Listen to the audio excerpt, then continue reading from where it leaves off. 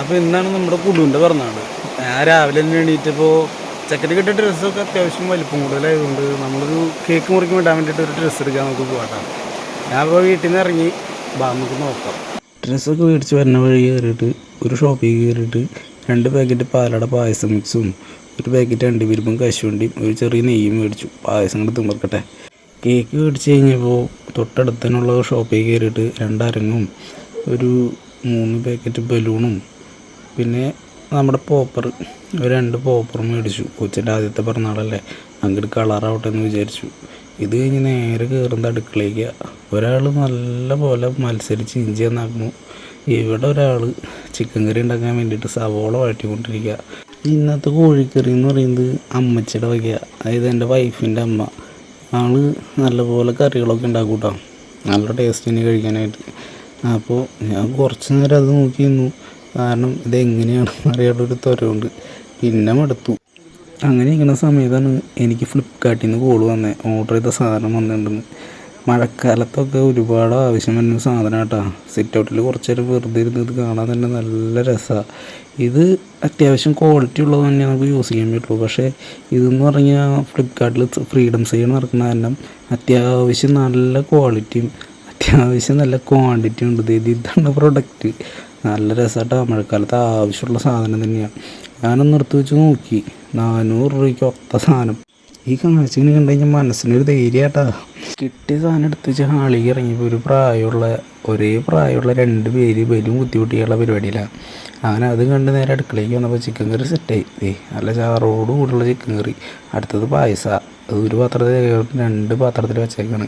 അതെനിക്കുള്ള ടാസ്ക്കാണെന്ന് അമ്മച്ചി പറഞ്ഞത്. കാരണം അമ്മച്ചി പറഞ്ഞത് പാലട അല്ലെങ്കിൽ സേമിയ പിടിക്കാൻ വേണ്ടിയിട്ടാണ്.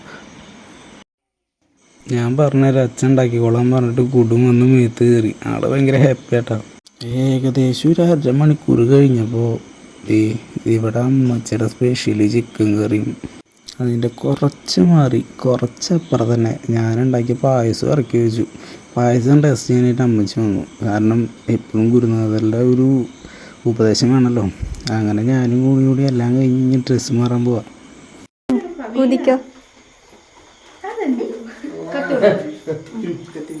Happy birthday to you, happy birthday to U.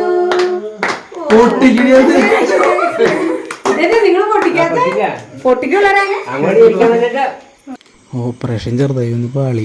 Popper പൊട്ടിയില്ല. കാരണം കേക്കുമ്മ കത്തി വീഴുമ്പോൾ പൊട്ടിക്കാനാണ് പറഞ്ഞത്. അവസാനം അതും നടന്നില്ല.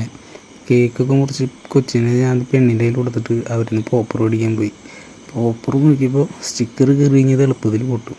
അപ്പോൾ അത് കാരണം സ്റ്റിക്കറൊക്കെ വലിച്ചു കയറിയിട്ട് ഇതിങ്ങനെ പൊട്ടില്ല.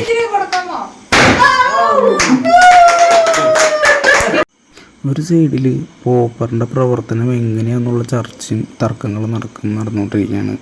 മറ്റേ സൈഡിലെന്ന് വെച്ച് കഴിഞ്ഞാൽ നമ്മൾ കേക്കിൻ്റെ മുകളിൽ പേപ്പറിൻ്റെ പീസുകൾ പറക്കിക്കൊണ്ടിരിക്കുക.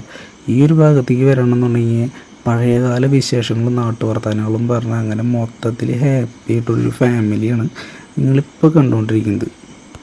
കേക്കിൻ്റെ മുകളിൽ താജ്മഹൽ വന്നത് ഞാനും. ഹലോ. കേക്കെടുത്ത് മുഖത്ത് താജ്മഹൽ വന്നത് കൂടും. ഇതിനിടയ്ക്കാണ് ഞാൻ ഒരു കാര്യം പറഞ്ഞത്. പോപ്പർ തീരുമ്പോൾ പൊട്ടിക്കാൻ വേണ്ടി 2 ബലൂൺ ഉണ്ടായിരുന്നു.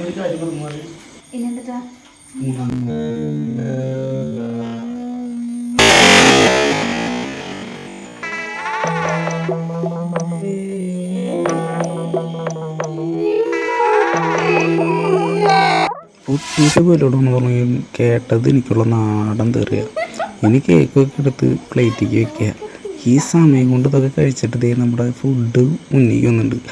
അപ്പം നല്ല ആവി പറഞ്ഞ ചിക്കൻ കറിയും.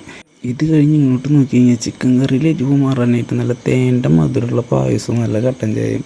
ഇത് നമ്മുടെ ക്യാമറമാനായിട്ടാ നമ്മുടെ വീഡിയോ ഒക്കെ ഇത്ര ക്ലാരിറ്റിയോടെ എടുത്ത് വന്നിട്ട് ആൾ ചിരിക്കുക. എല്ലാവരും കഴിക്കാനുണ്ടപ്പോൾ ഞാനും കഴിച്ചു. ഇനി നമുക്കൊക്കെ എടുക്കാം. ചെറിയ രീതിയിൽ പിറന്നാളൊക്കെ ആഘോഷത്തിൻ്റെ ക്ഷീണത്തിൽ ആൾക്ക് എടുക്കുക.